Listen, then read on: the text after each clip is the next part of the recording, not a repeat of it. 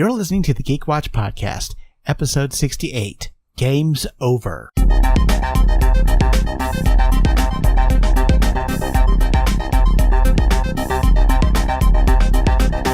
is the Geek Watch Podcast with Brian Hatcher and Mandy Petrie.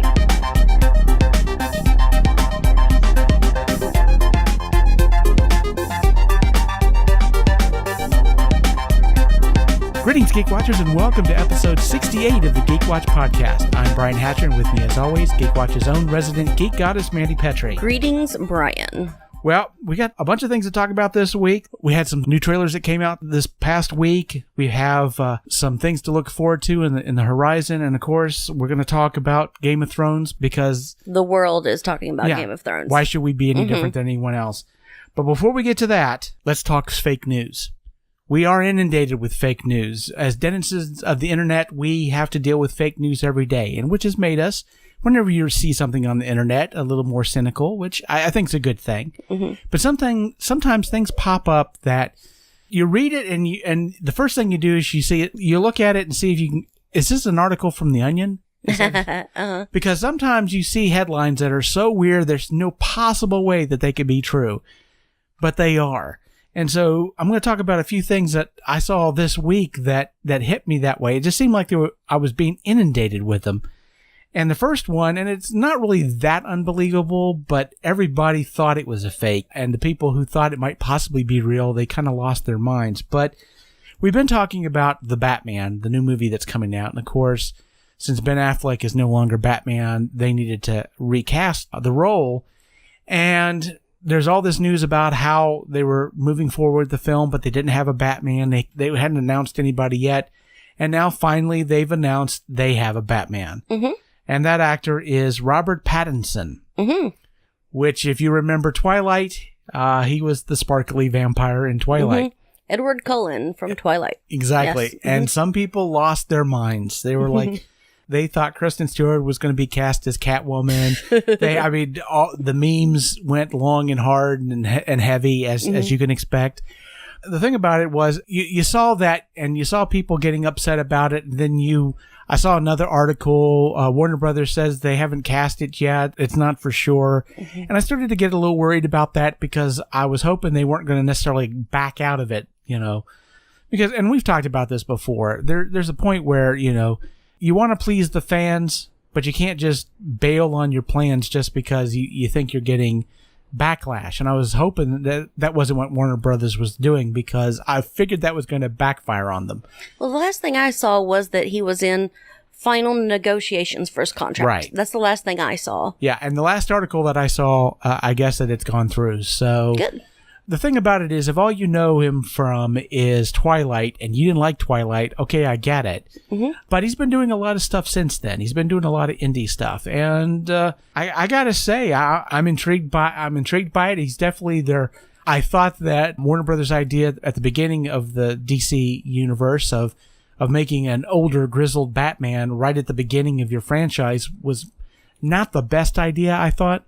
Having a younger Batman, somebody who could carry on a few movies. Exactly. I think that's going to be I think that's a good thing. And again, having problems with Batman casting is nothing new. I mean, no, and people saying, "Oh, well, he was the sparkly vampire." I was like, but don't forget, Christian Bale was a newsie. Right. And well, and also I remember Batman '89. When everybody announced Michael Keaton was going to be Batman, people lost their minds. They're like, What that guy, the comedian? Of course, this was pre-internet, so, right. We didn't have nearly as much of the platform to complain about or That's true. Or the like. And at the time, I wasn't particularly aware until, the commercials came on. And of course, I wanted to go see Batman because I loved Batman as a child. Right.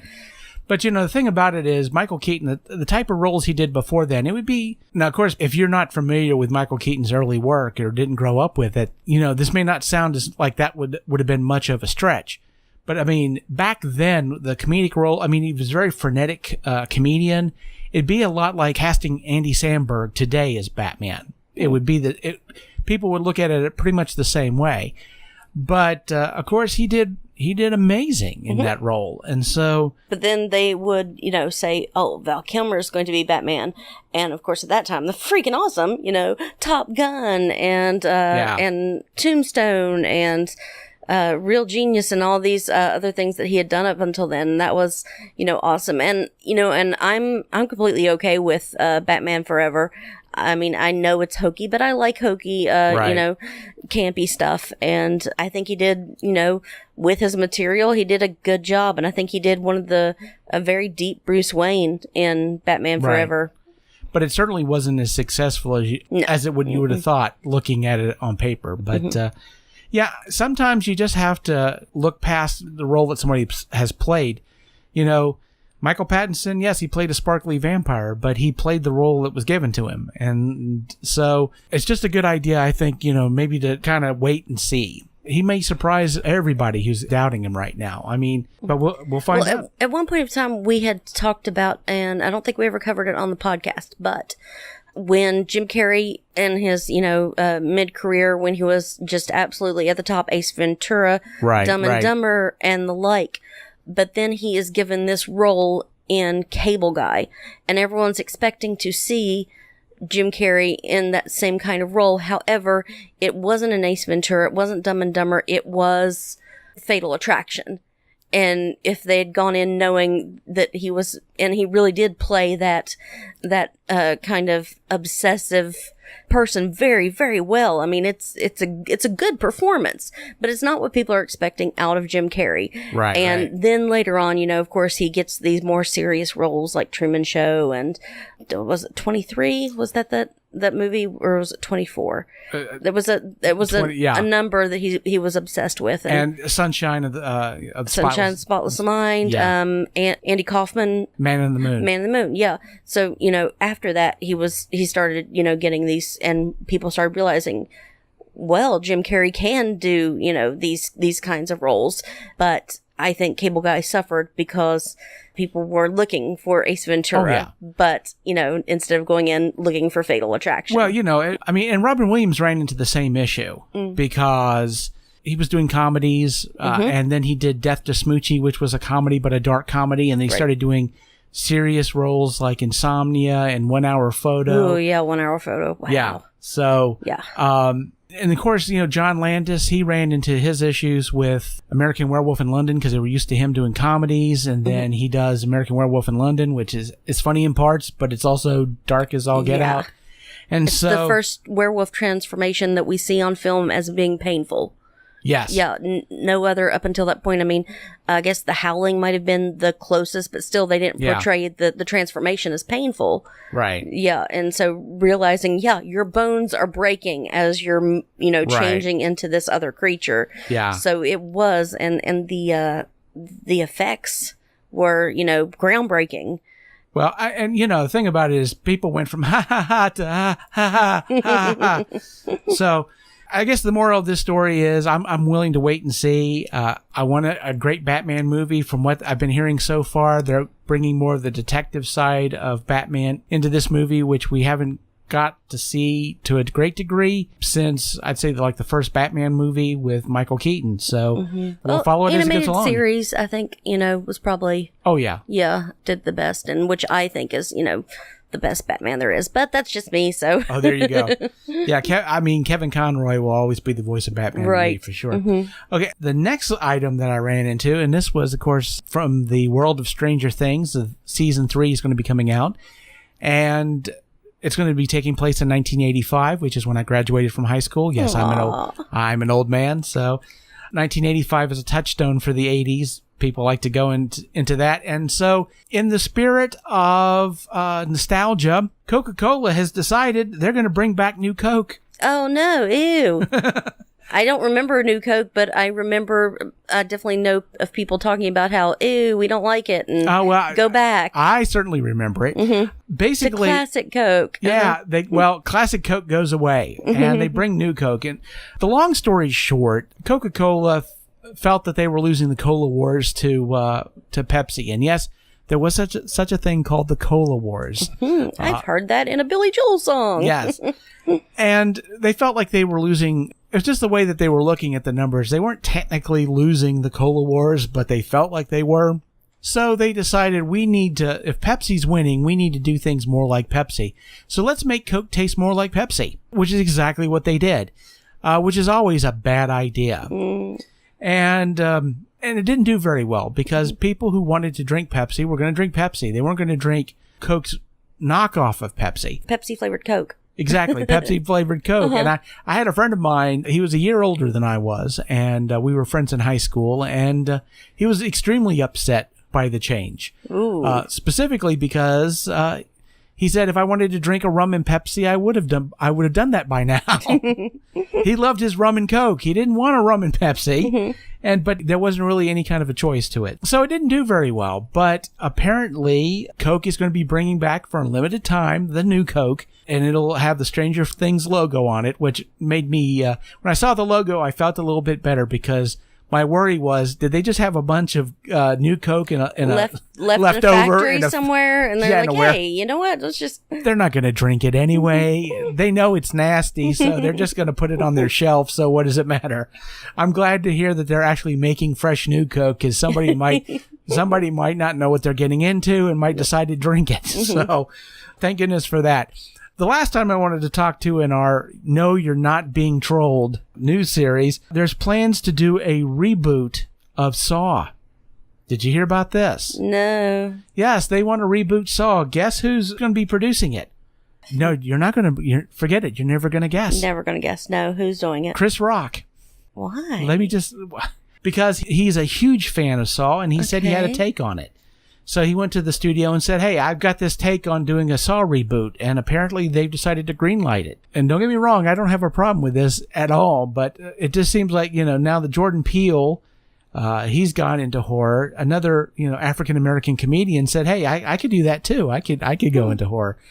Bring in all the new faces you want to, certainly. But it was one of those out there type of a things. Now, of course, with me, I've always said that if you have a great understanding of comedy, you have a really good understanding of horror as well, because in a sense, it's the same process.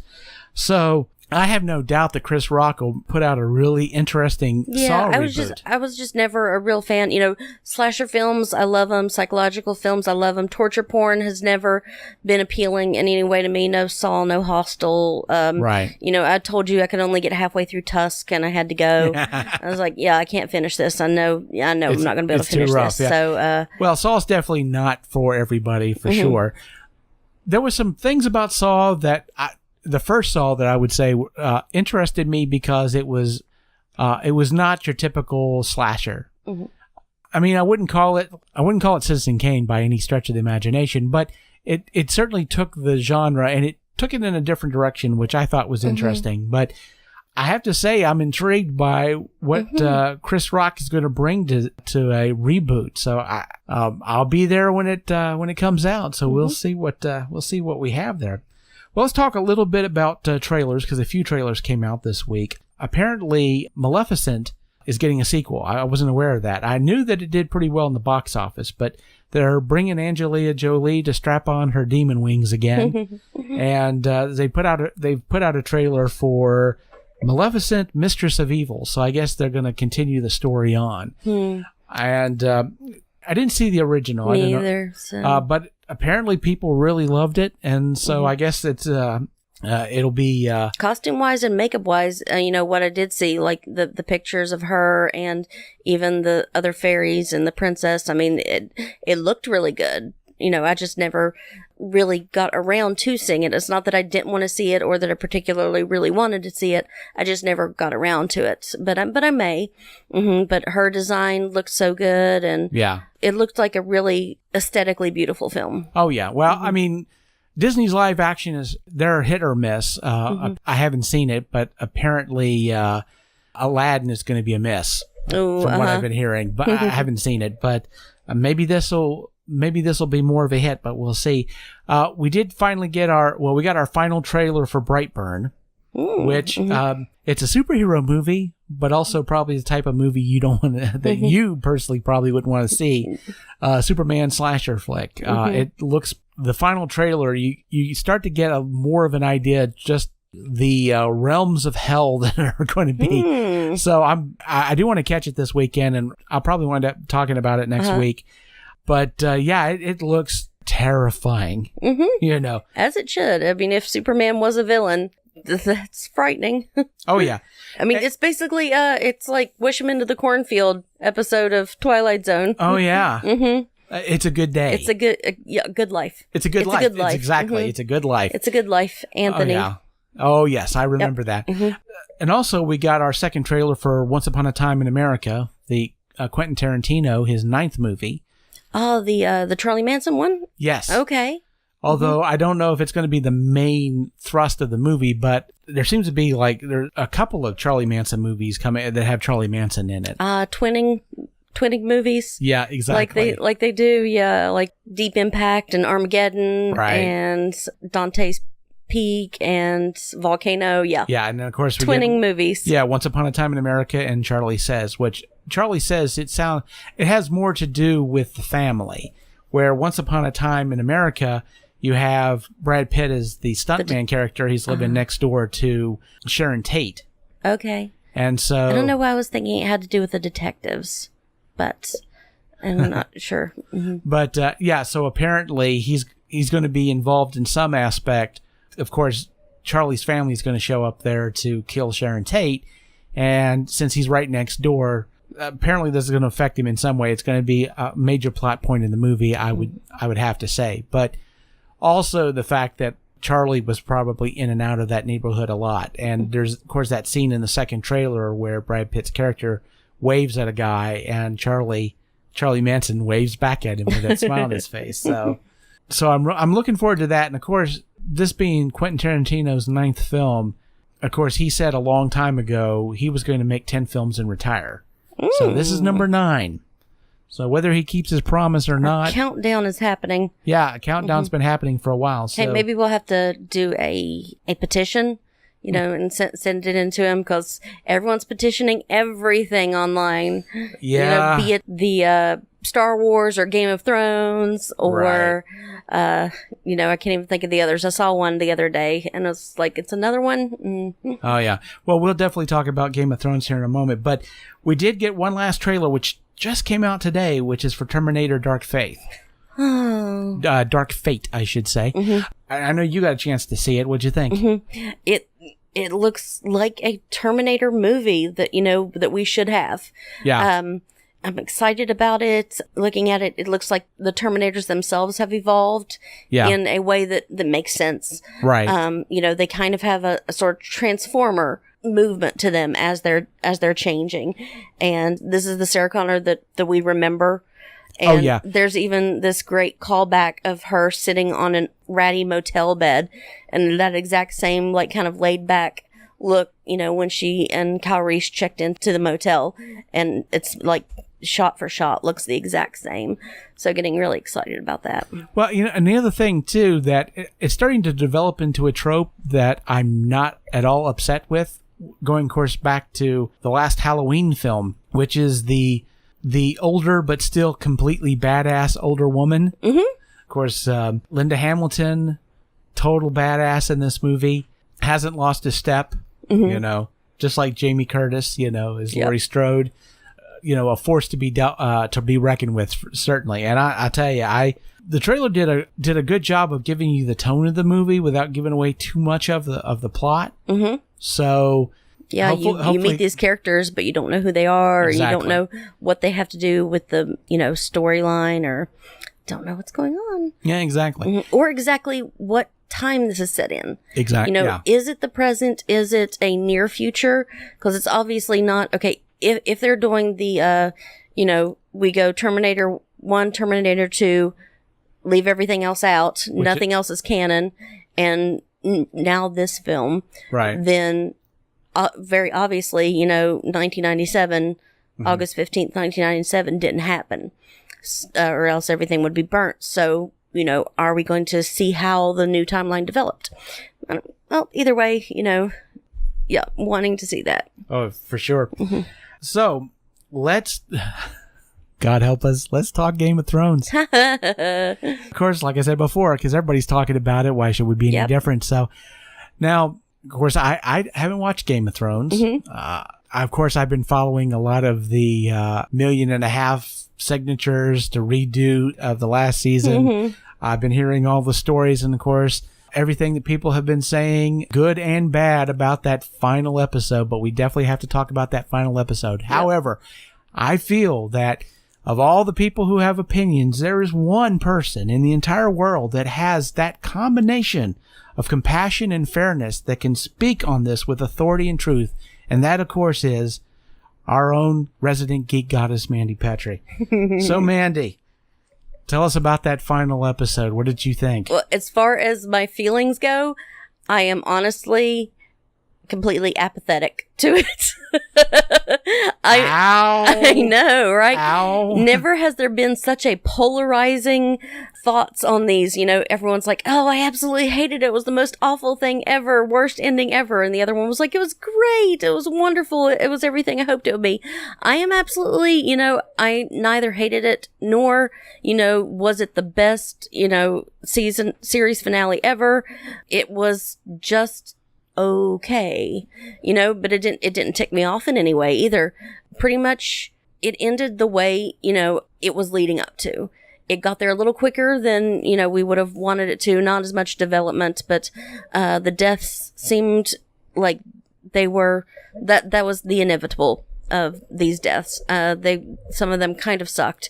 One thing is talking about, you know, Arya killing the Night King. I kind of felt like they gave that to her because she wasn't going to get to kill Cersei, and everyone wanted her to kill Cersei. She was on her list, and so we didn't get to see her do that. So they let her have the Night King kind of thing. Those are the sort of things that I felt. I don't think there were many surprises. You know, I'm not surprised at who died, who lived. Was kind of surprised that like they sent Jon Snow back to the wall, but then again, that made the perfect circle. That's exactly where we started in the very first episode, is we see someone running through the trees north of the wall, and that's the last thing we see is Jon Snow riding through the trees north of the wall. So it was perfectly circular. All the Stark kids that we love are happy right now. They're ruling the kingdoms or exploring, and it just seems to be like in a really good place for now. Yeah. Well, I mean, some of the complaints I've heard people say, and I have to, of course, I'm really not speaking to any kind of authority because I haven't watched the show, so I don't know if this is true or not, but I've heard a lot of people complain that it just seems like you did come to full circle. Nothing really changed. Things kind of went back to the way things were. Mm-hmm.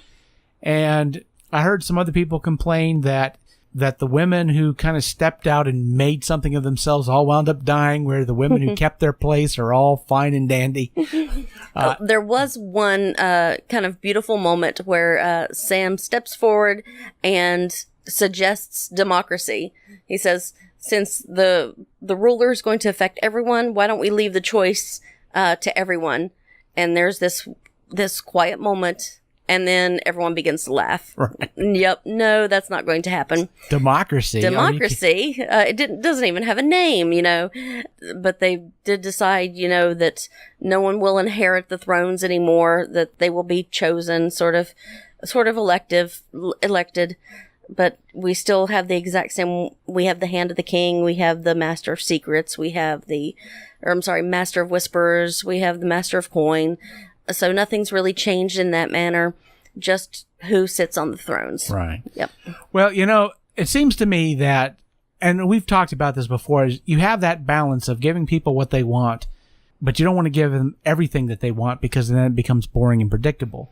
You want to subvert expectations to some degree, but if you're not going to give people what they want, you certainly want to give them something better than what they wanted.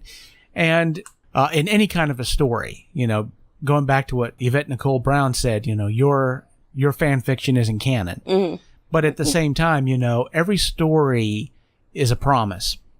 And that story needs to live up to that promise. Whatever promise it makes at the beginning, it has to fulfill it. So since you have seen this last season and you have seen the final episode of this entire series, do you think it stuck the landing?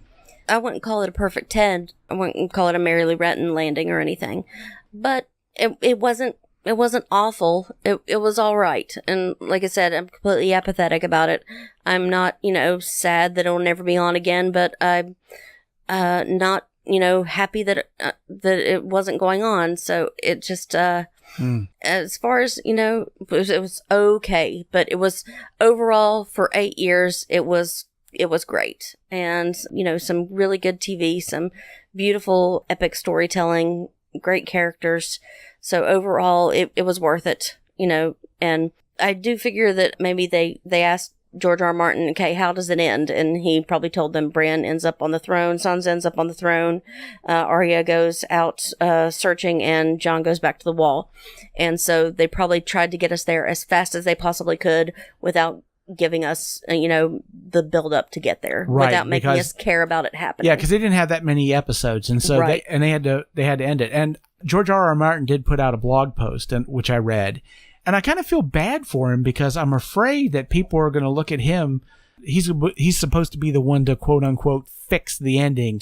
Yeah. And he was asked, is the ending? Well, he answered the question: is the ending in the book going to be the same as the ending in the TV show? And his answer was, well, no, and yes, mm-hmm. and no, and yes, yes. and no, and yes, mm-hmm. and no. Which he's very stingy. Yeah. And why wouldn't you be? Yeah. Well, I mean, I have a feeling that it's generally going to go in the same direction. It's going to have more time to develop, obviously. Mm-hmm. And as he put it, there are characters in the books that he needs to end their journey, and they're not characters that ever appeared in the TV show. Mm-hmm. But they've had their path in the books, and he wants to give them their end also. Right. So you may not get a different end, but it might be perhaps a little bit more satisfying. But before we drop this forever, and you've kind of answered this already, but I did want to put this question to you. For somebody like me I've watched the pilot episode and that's about it. Mm-hmm. But to say to somebody who's never watched Game of Thrones before, and now of course it's all out on DVD or streaming or whatever, would you recommend somebody to watch the show? Do you of think course, yes. You think it's worth their time? Mm-hmm. Well, I would have to know that person, like I know that you would enjoy it. If, someone say didn't like Lord of the Rings, or, hated Lord of the Rings, I wouldn't recommend this. Right. If you play Dungeons and Dragons, yes, absolutely watch it. And there's this gorgeous little video that someone made of the battle at Winterfell, but there's characters talking over it and rolling dice. And it's beautiful. And they say, "Oh, you rolled a nat 20. You killed the Night King," and it's great. Oh, awesome. Well, so and there's a great fan theory about that. All of Game of Thrones is actually the game of Dungeons and Dragons that they are playing at the beginning of E.T. Awesome.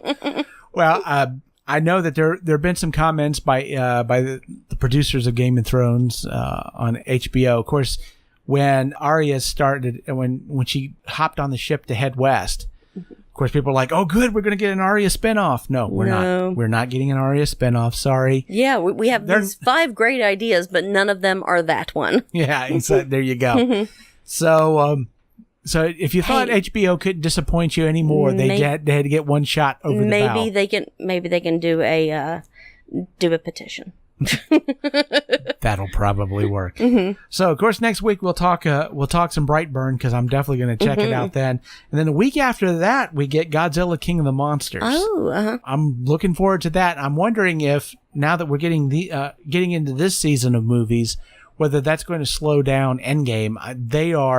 They just beat Avatar here in the United States. Mm-hmm. So domestically, it's beaten the record, but it's still got about 100, I think like about 100 million left to go. And it did get kicked out of number 1. Oh, yes, it did get kicked out of number 1. So I'm wondering. By John Wick. Oh.